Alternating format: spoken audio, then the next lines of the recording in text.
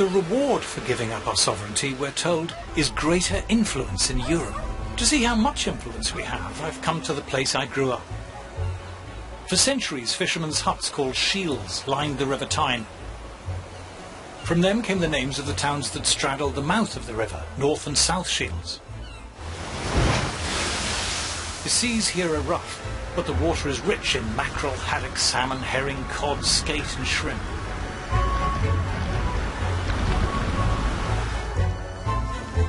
By the early 20th century, 14,000 tonnes of fish a year was being landed here at North Shields.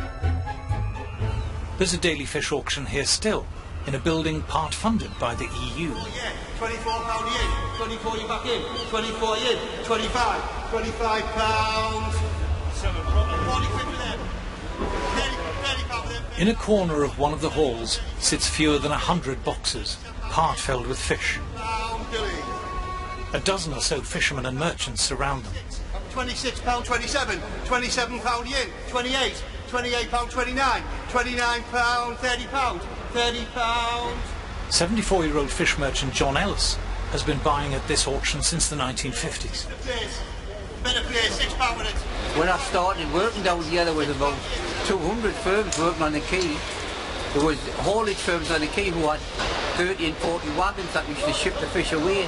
And how many boxes would there be in the market then?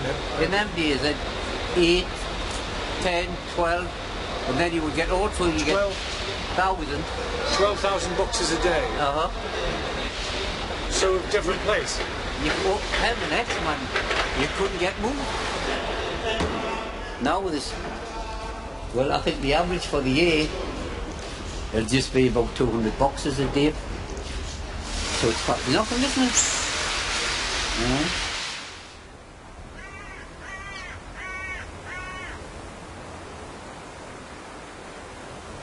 When Britain joined the common market, it lost control of its fishing grounds. When quotas were imposed, several other European countries lobbied the EU for Britain's fishing rights to be divided up between them. The British government was powerless to stop this.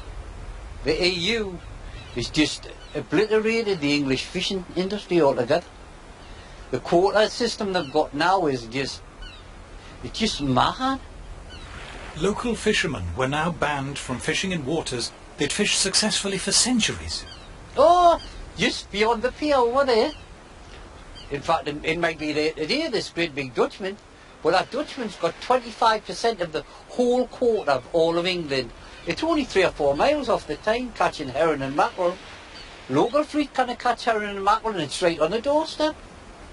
There is still a prospering North Atlantic fishing industry, but only in countries that have retained their independence.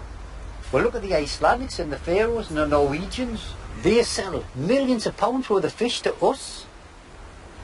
And they're outside the common market. But you tell me a common market country that buys fish off us, but they send the fishing boats to the North Sea to catch our fish.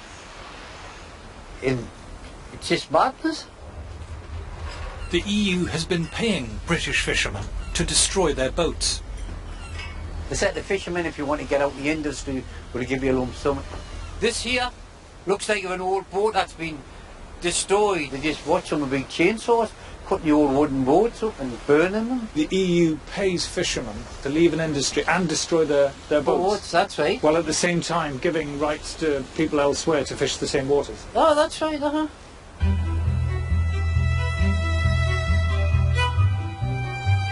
For the fishermen here, being in the EU does not mean that Britain has greater influence over European affairs. It means Europe has taken control of our affairs. We have not gained power. We've lost it. For the last couple of decades, Britain has voted against 72 measures in the European Council and been defeated 72 times. How will you be voting in the referendum? Oh, definitely out. Definitely out. I've known that as soon as I ever got the chance I'd vote out.